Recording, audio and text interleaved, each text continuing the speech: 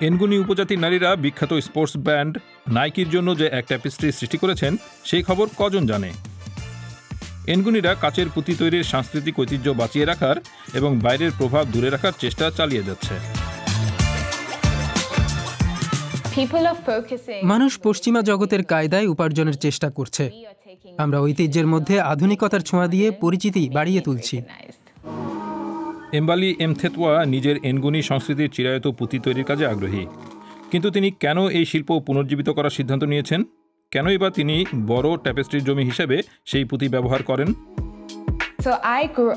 আমি শহুরে পরিবেশে বড় হয়েছি। মিশ্র জাতির স্কুলে পড়েছি। হাই স্কুল শেষ করার পর নিজের ঐতিহ্য ও সংস্কৃতি থেকে খুব বিচ্ছিন্ন বোধ করছিলাম। নিজেকে খোঁজার, শহুরে ও পশ্চিমা জীবনধারায় অভ্যস্ত জুলু নারী হিসেবে নিজের পরিচয় বোঝার পথ খুঁজছিলাম। গবেষণার সময় আমি পুঁতির কাহিনীর সংস্পর্শে এলাম। সেই পুঁতি কিভাবে, কোথা থেকে এসে আমাদের পরিচ্ছদের সংস্কৃতিতে সম্পৃক্ত হয়েছে, সেই কাহিনী নিজের পরিচয় খোঁজার একটা পথ। অন্যদের লেখা আমাদের ইতিহাস ও নথিপত্র আমি পুরোপুরি বিশ্বাস করি না।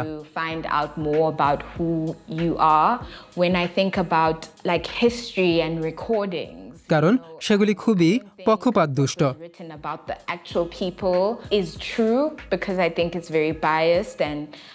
তারা ভাবত কৃষ্ণাঙ্গ মানুষ আসলে আদিম। কোনো এক বস্তুর মধ্যে আসল কাহিনী লুকিয়ে রয়েছে। সেই বস্তু, সেই পুঁতি জুলু সংস্কৃতি সম্পর্কে অনেক কিছু উন্মোচন করে।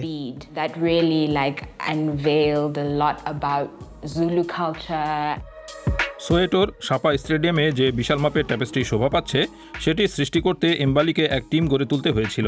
তার ডিজাইনকে বাস্তব রূপ দিতে অনেক মানুষ সেই কঠিন কাজ করেছেন। সেই এনগুনি কারিগরদের সঙ্গে তার সম্পর্ক কেমন ছিল? আমি ইন্টারনেট ঘেঁটে অনেক গবেষণা চালিয়ে জানার চেষ্টা করছিলাম আদৌ কোনো সংগঠন পুঁতির কাজ করে কিনা।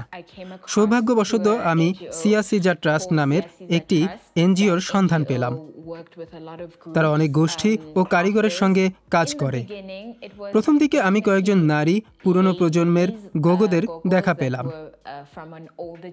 তারপর কাজ শুরু করার পর সেই সব সম্প্রদায়ের মাঝে গিয়ে কথা বলে বুঝতে পারলাম যে আসলে তরুণ প্রজন্মের অনেক মানুষও সেই কাজ জানে, কিন্তু উপার্জনের তাগিদে তাদের অন্য কাজ করতে হয়।